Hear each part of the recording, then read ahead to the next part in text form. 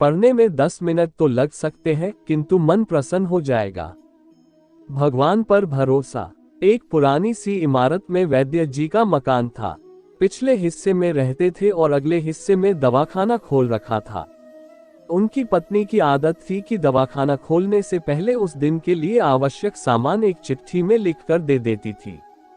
वैद्य जी गद्दी पर बैठकर पहले भगवान का नाम लेते, फिर वह चिट्ठी खोलते। पत्नी ने जो बातें लिखी होती, उनके भाव देखते, फिर उनका हिसाब करते।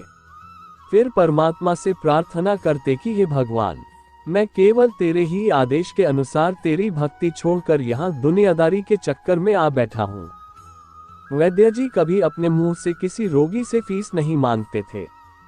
कोई देता था, कोई नहीं देता था, किंतु एक बात निश्चित थी कि जो ही उस दिन के आवश्यक सामान खरीदने योग्य पैसे पूरे हो जाते थे, उसके बाद वह किसी से भी दवा के पैसे नहीं लेते थे, चाहे रोगी कितना ही धनवान क्यों न हो। एक दिन वैद्य जी ने दवाखाना खोला। गद्दी पर बैठकर परमात्मा का स्मरण करके पैसे का हिसाब लगाने के लिए आवश्यक सामान वाली चिट्ठी खोली तो वह चिट्ठी को एकटक देखते ही रह गए।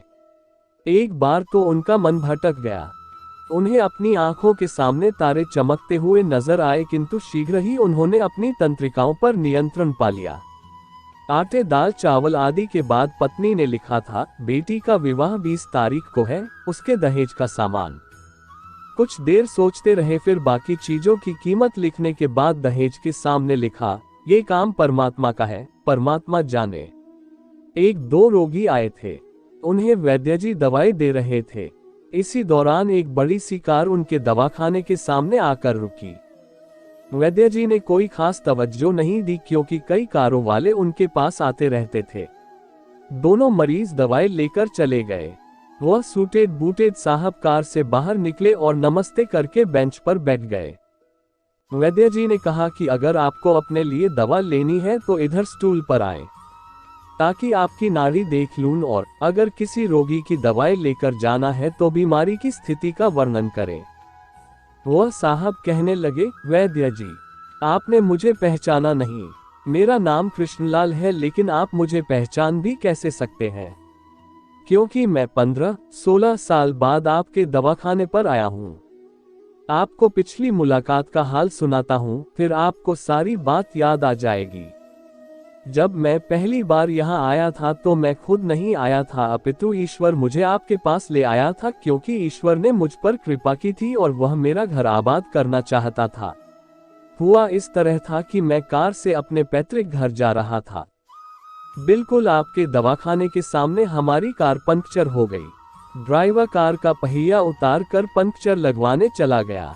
आपने देखा कि गर्मी में मैं कार के पास खड़ा था, तो आप मेरे पास आए और दवाखाने की ओर इशारा किया और कहा कि इधर आकर कुर्सी पर बैठ जाएं। अंधा क्या चाहे 2 आंखें, और मैं कुर्सी पर आकर बैठ गया। ड्राइवर ने कुछ ज्यादा ही देर लगा दी थी। एक छोटी सी बच्ची भी यहाँ आपकी मेज के पास खड़ी थी और बार बार कह रही थी, चलो ना बाबा, मुझे भूख लगी है। आप उससे कह रहे थे कि बेटी थोड़ा धीरज धरो, चलते हैं। मैं ये सोचकर कि इतनी देर से आपके पास बैठा था और मेरे ही कारण आप खाना खाने भी नहीं जा रहे थे, मुझे कोई दवाई खरीद लेनी चाहिए ताकि आप मेरे बैठने का भार महसूस न करें। मैंने कहा, वैद्य जी, मैं पिछले 5-6 साल से इंग्लैंड में रहकर कारोबार कर रहा हूँ। इंग्लैंड जाने से पहले मेरी शादी हो गई थी, लेकिन अब तक बच्चे के सुख से वंचित हूँ।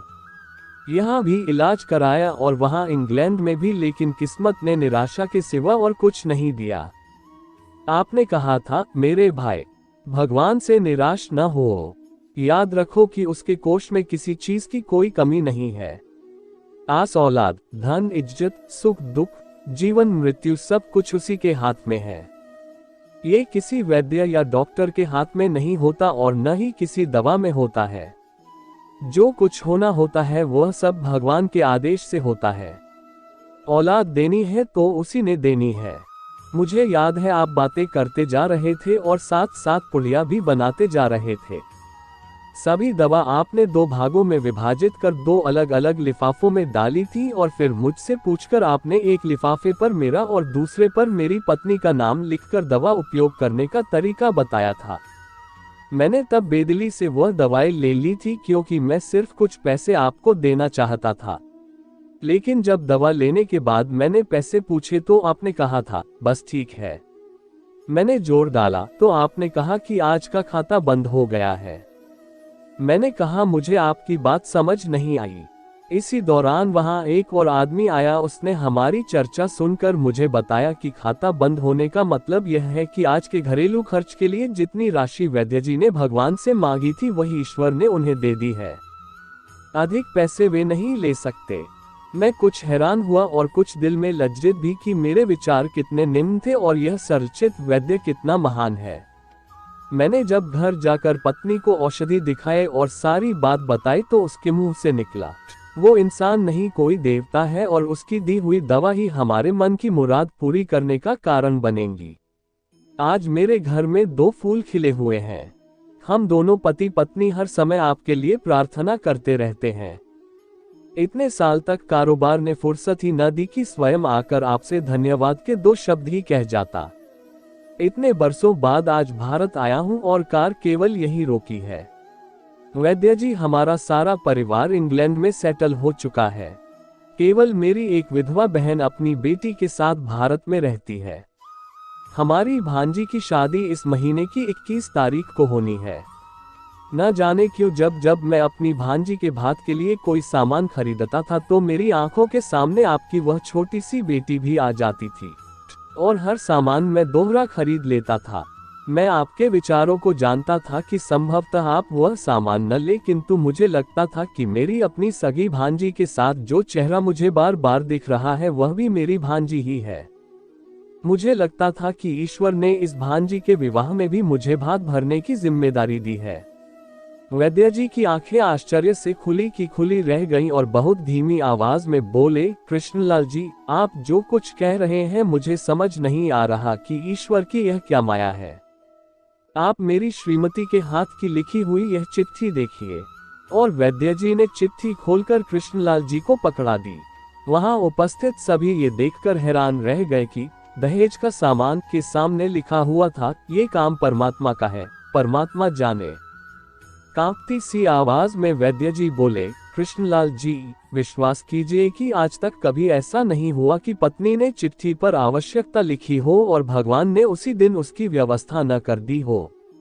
आपकी बातें सुनकर तो लगता है कि भगवान को पता होता है कि किस दिन मेरी श्रीमती क्या लिखने वाली है, अन्यथा आपसे इतने दिन पहले ही सामान खरीदना आरंभ न करवा दिया होता परमात्मा ने।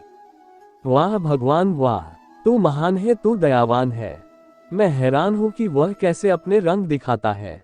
वैद्य जी ने आगे कहा, संभाला है, एक ही पाठ पढ़ा है कि सुबह परमात्मा का आभार करो, शाम को अच्छा दिन गुजरने का आभार करो, खाते समय उसका आभार करो, सोते समय उसका आभार करो।